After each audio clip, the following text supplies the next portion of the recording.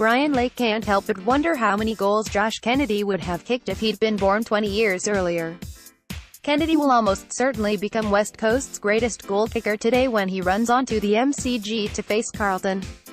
The Coleman medalist needs only 2 majors to break Peter Sumich's 514-goal tally, which has stood since 1997. Sumich played in a golden era for full forwards.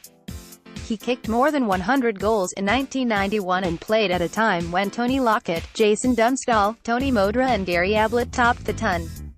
Lake's AFL career began as the game shifted towards clubs having an even spread of goal kickers. Now a member of the Fox footy team, the dual All-Australian defender and 2013 Norm Smith medalist said Kennedy reminded him of the game's former greats. He would have really done well in the old school days.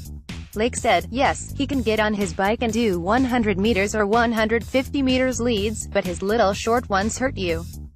He is able to open up space and then his kickers know where to put the ball.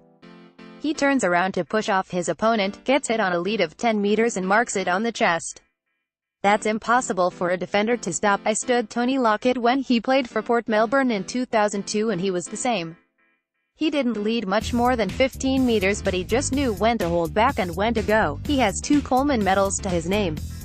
Picture, Daniel Wilkins. Lake said Kennedy's size and strength tormented backmen because he read the ball in the air better than most forwards. Despite being prolific close to goal, Kennedy modeled his game around elite centre-half forwards. As a Collingwood fan, he idolized Nathan Buckley and Scott Burns but wanted to play like Brisbane Premiership star Jonathan Brown and St Kilda champion Nick Riewoldt. As a junior coming into the AFL, those guys were someone I watched every week. Kennedy said, Nick Riewoldt's tape I watched every Monday with Phil Walsh. It was something we did for a good couple of years. I couldn't steal his speed, that's for sure. But just his leading patterns and the way he was able to cut angles and split on his opponent was something I thought I really wanted to bring to my game. Riewoldt is famous for his ability to run his opponents ragged. He holds the record for the most marks taken in a career, with the Saints star taking 2,944 grabs in his 336 games.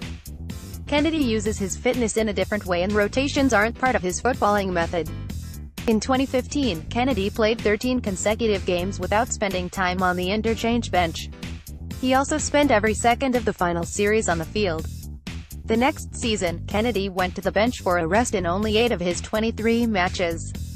Sumich worked as an assistant coach at West Coast early in Kennedy's career and said it was a rare feat. Peter Sumich was a premiership star at the club. Picture, Mogens Johansson. When you look at his work rate, I haven't seen too many players like him, Sumich said. I class him as a power forward but he's not the type who takes pack marks. It's his work rate that gives him the opportunity to take marks on the lead. He always wanted to learn, too. He was always asking questions and wanted to get better. That's a great trait. Lake marveled at Kennedy's ability to return from a long-term ankle injury last weekend and kick 5 goals against Gold Coast. It was the 15th time in his past 50 games that Kennedy had booted 5 goals. Lance Franklin has kicked 5 goals only 10 times from his past 50. Lake said Kennedy had a huge array of weapons. He's able to mark the ball in positions where you don't think you can. Lake said, he can mark the ball late and his body work is good. He protects the ball drop and he knows when to lead. If you don't protect the space in front of him, he's able to get those 15 to 20 meters leads. But then, when you do stand in front, he's got the ability to get the ball over the back.